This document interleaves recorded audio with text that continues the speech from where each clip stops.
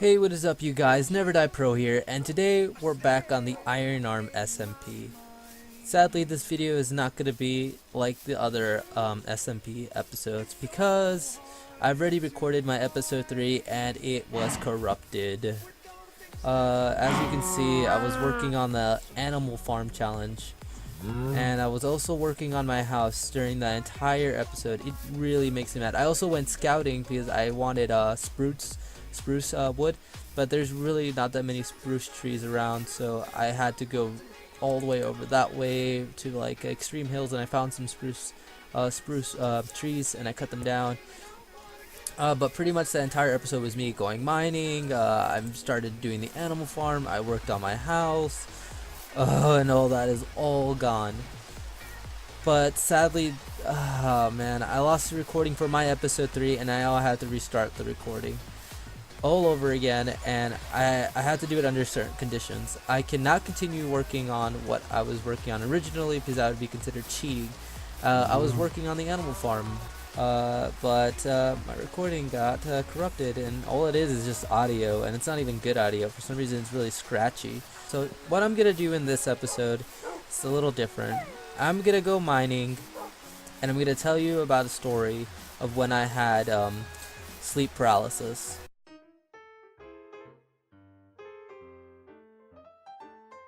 If you don't know what sleep paralysis is, I'll put the definition up right here.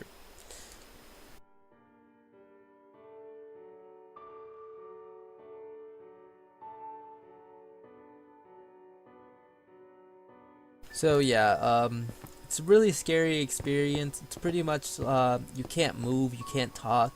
It feels like you're being pressured down and like being held down against your will. And in some worst cases, you hallucinate, which is what happened to me one fateful night. Let me give you some background. This happened to me right around the time that my mom and dad were getting divorced, and it was just me and my dad. My mom took my brothers with her, and it was just me and my dad. And we got out of the house that we were living in. We were living with my grandmother, but it felt awkward to be there because my grandmother was related to my mom, not my father. But my mother didn't want anything to do with my grandmother, so she left the house. So what we did is we went looking for places to rent out for a while until my dad could ooh, I'm getting shot at. So my dad could rent out, and what is it, until he got a bigger place or something like that. So we rented out a small house out on the country. To be honest, it's like the sticks of Georgia, but we rented out a house and we stayed there for what was like 6 months. Around those 6 months, I was watching a lot of scary movies, which isn't a good thing because our house had a big backyard that would lead into forests, and it was not fenced off, the backyard. That particular night, I started watching horror movies because I'm a big horror movie fan. I like watching movies like Friday the 13th, Halloween, Nightmare on Elm Street. What else? I watched The Conjuring like a week before we moved there, and oh my god, that was such a good movie. But it was so creepy and scary. I'm also a big Keepers Creepers fan, which I feel like had a lot of effect on me. I just finished watching The Conjuring a week before we moved in, and I was still a little jittery. You know, the jitters you get after watching a scary movie. You know, you feel like someone's watching you and things like that. You know, the average stuff that happens to you when you watch scary movies. But once we got into the new house, I felt a little scared just because this was the first time I was going to be by myself because my dad's a truck driver and he's never home. But yeah, I've never experienced sleep paralysis. So one night I go to bed, and my bedroom has like a ceiling light, and the way to turn on the ceiling light is you had to pull some freaking string, and the ceiling was a little too high for just me, you know, to get up from bed and just like reach up. I would have to get like a chair or something. One night I fell asleep. I didn't leave any lights on in the like hallway or anything like that, even though most nights I do. And all of a sudden I wake up and I get this weird tension feeling that something's watching me, and then I start looking around and I'm wondering, okay, what's going on? Why can't I move? And at this point I'm getting shivers down my spine. I'm starting to sweat a lot, And even right now, as I'm talking about it, I'm getting a little anxious thinking about it because it's literally one of the most scariest things that have ever happened to me. But I had this tension that someone was watching me, and then I tried to move to turn on the lights, but I couldn't move. It was frozen, like something like that fear that you get, like when you're about to die or something. You can't move, you don't react. It's like deers caught in a headlight or something. Um, but by this point, I'm just looking around the room like, okay, why can't I move? What's happening? Why am I getting this feeling that I'm being watched? And I have this one window, and the window's like on the opposite side of the room.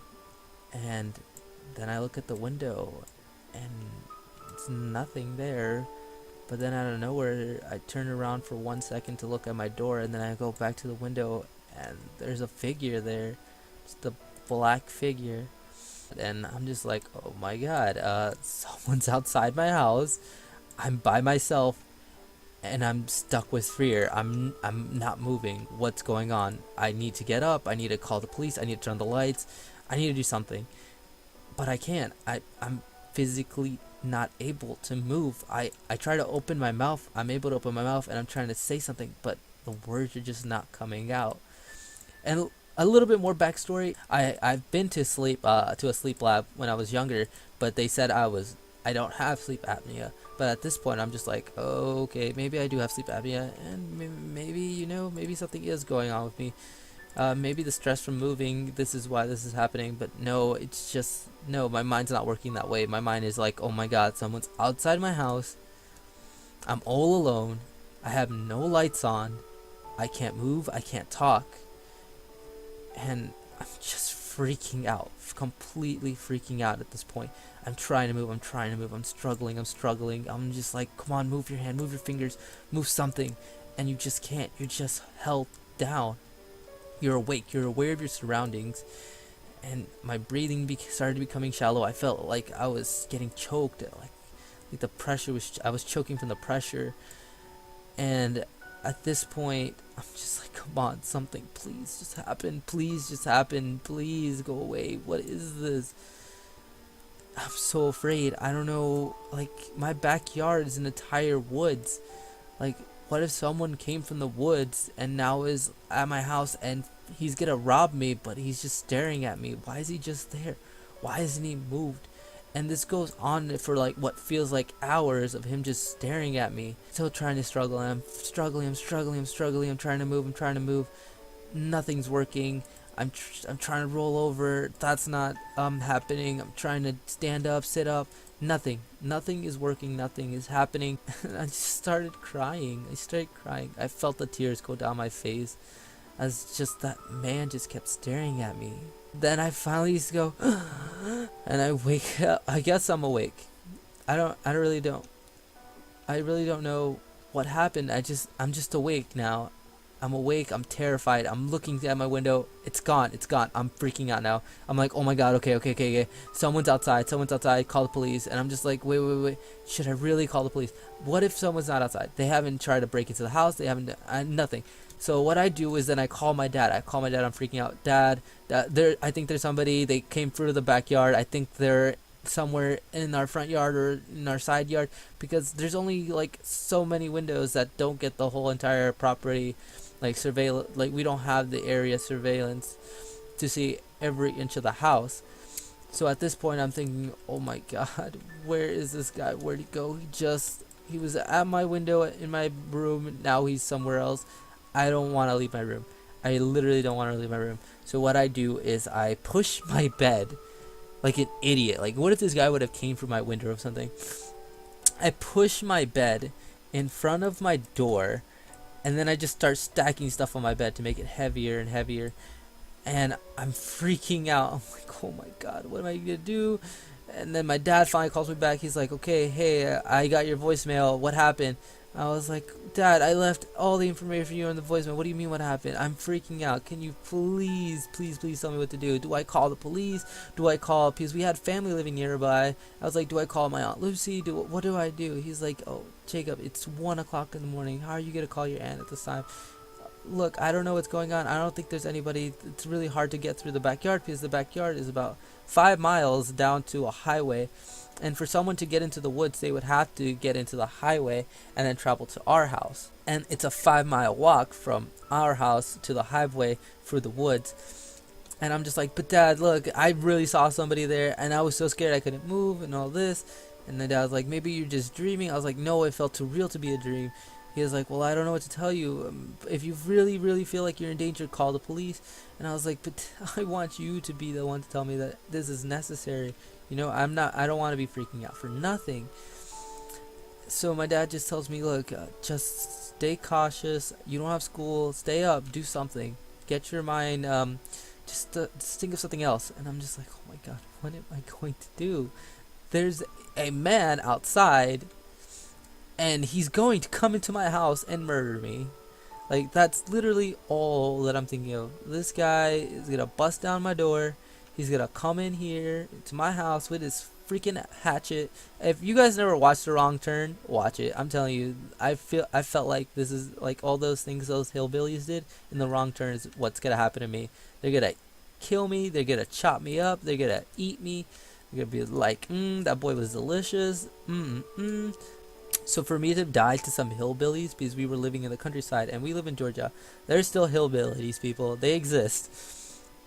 I'm just like, oh my God, someone's gonna come and kill me. What do I do? What do I freaking do? So I had the balls enough to go into what was like a little storage room right next to my room. And I remember that my dad has an axe there that he uses to cut down wood for like firewood and stuff like that. So I go in there, I get the axe. I'm like, am I really prepared to like use this on someone? And then I hear like something tap on the window. I'm like, oh yes, I am. Oh, I am. I'm so ready to use this. Anybody who comes through that door is about to get axed to the face. I don't care who you are. Grandma, if that's you trying to come and comfort me because I left you like 20 voicemails, thank you, but I'm sorry. But if you try to come into the house without calling me first, you're gonna get axed in the face. Something like that, you know? I woke up and I was laying on my couch in my room and I was just like, okay, that really just happened. Did I just stay up and pass out of nowhere? Like, what if I would have died because I passed out on the couch? That very next day, I'm just like, well, I survived. What was that? And I go through the backyard. I see if anybody was trespassing. The backyard door wasn't like, it didn't look like somebody was trying to force their way in or anything like that. And at this point, I'm like, okay, maybe you overreacted. Maybe nobody is trying to kill you, but you never know, you know? So I go back into the house. I call Dad the next day. I'm like, hey, I'm sorry about last night. I know I probably freaked you out, but I didn't know what was going on. I think it might have been a nightmare, but I don't know if it was. So I go on the computer now because I'm looking up if this is common. Like, now I'm thinking, okay, maybe this is something that happens to people. Maybe they wake up and sometimes they can't move, and because I didn't know about sleep paralysis until this happened to me. You know, you never know about something until it actually happens to you, or you're never invested in learning about something until it happens to you.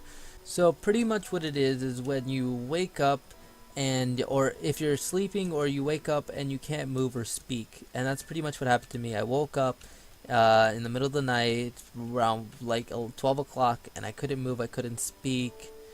I pretty much just panicked and I didn't know what to do.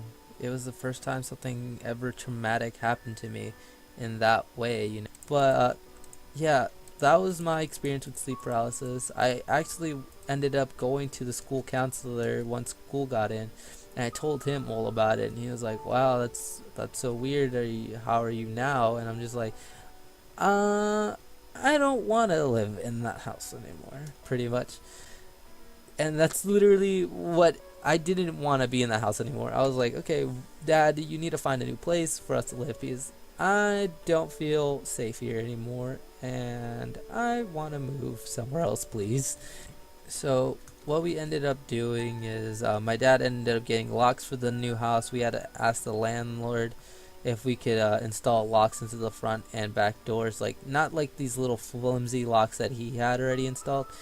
We installed like these barn door like locks where it was like a big old piece of metal that went through a little hoop thing that kept the lock. Here, I'll post a picture right here. But pretty much we had one of these really big locks, really sturdy. My dad even went out to the back of the house and started kicking the door as hard as he could. because the door was made out of metal. It wasn't a metal door in the backyard, but to lead to the backyard. But you know, it's still, you know, someone could kick it down with the flimsy lock that it had. So my dad starts kicking and kicking it, and the lock's holding up, and he's like, okay, I guess it works. I'm like, yeah, I guess so. And that kept me entertained for a while, I guess. It kept me contempt that nobody was going to come in and kill me. I'm never going through that experience again. And even in our new house that we live in now, my dad got married, and my brother's living with me. I still am fearful because my room is a downstairs first floor room with the windows right next to my bed. Like, first of all, second of all, what the fuck? What the crap, man? What am I supposed to do if someone busts through this window? Like, it's right next to my bed. They're gonna kill me instantly. I'm dead. I'm just dead. Died. Dead. R.I.P. Okay, guys, that's gonna be the end of this episode of the Iron Arm SMP. I know the episode today wasn't what we're used to, but if you watched it, thank you, and I appreciate it.